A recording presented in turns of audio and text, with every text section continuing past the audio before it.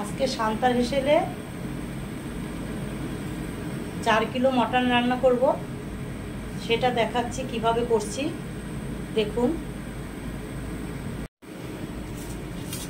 এখানে দিয়েছি সর্ষের তেল, দিয়ে দিচ্ছি গোটা তেজপাতা, দারচিনি, এলাচ, লবঙ্গ একসাথে একটু হবে। দিয়ে দিচ্ছি এখানে 2 কিলো পেঁয়াজ আছে,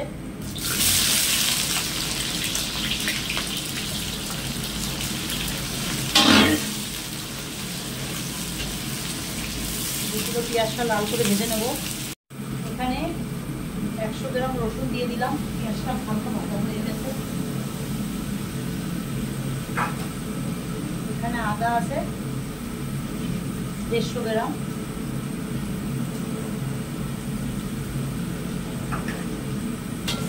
ভেজে নেবো, কাঁচা গন্ধটা চলে যাবে।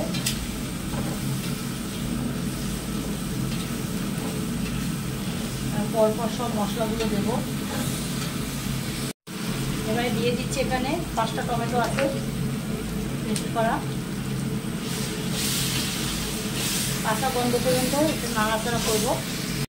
দিয়ে দিচ্ছি লবণ পরিমাণ মতন,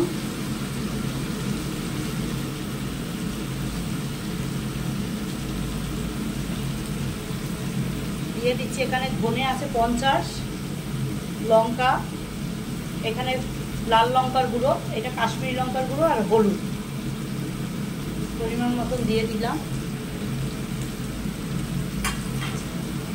দিয়ে জল দিয়ে দেবো অল্প,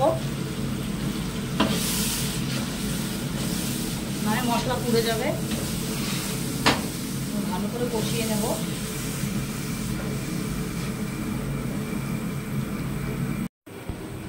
এখানে 4 কিলো মটন আছে, মটনটাকে আমি প্রেসার কুকারে 2টো সিটি দিয়ে রেখেছি নুন দিয়ে। এবারে মটনটা মশলার ভিতরে যাবে। মটনটা দিয়ে দিচ্ছি মশলাতে, মশলা কষানো হয়ে গেছে।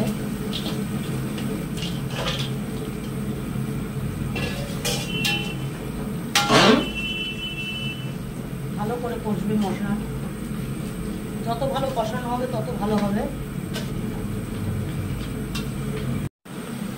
দিয়ে দিচ্ছি একটু মিট মশলা,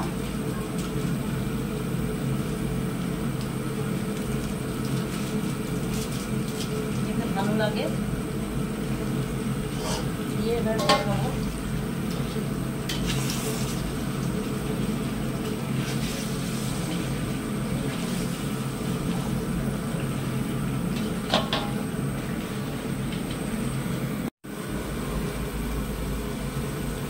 দেখুন কত সুন্দর কষানোটা হচ্ছে।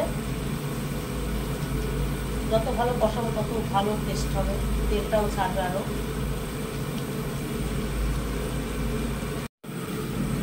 মাংসটা কষানো হয়ে গেছে।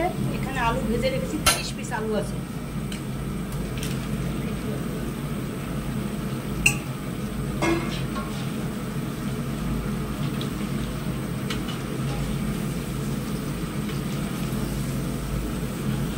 কষানো হয়ে গেছে।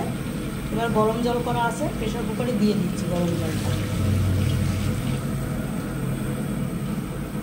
আর মাংসটা সেদ্ধ হওয়া পর্যন্ত অপেক্ষা করতে হবে। এখানে দিয়ে দিলাম গরম মশলা, 1 চামচ ঘি টেস্টের জন্য।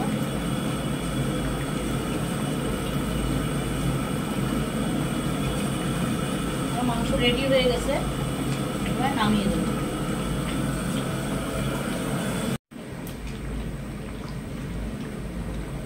আমার 4 কিলো মাংস রান্না করা রেডি হয়ে গেছে, খাসির মাংস। যদি ভালো লাগে লাইক, শেয়ার, কমেন্ট অবশ্যই করবেন। আর কেমন হলো জানাবেন আমার কমেন্ট বক্সে। আর যারা আমার চ্যানেলে নতুন তারা আমার চ্যানেলটাকে সাবস্ক্রাইব করবেন।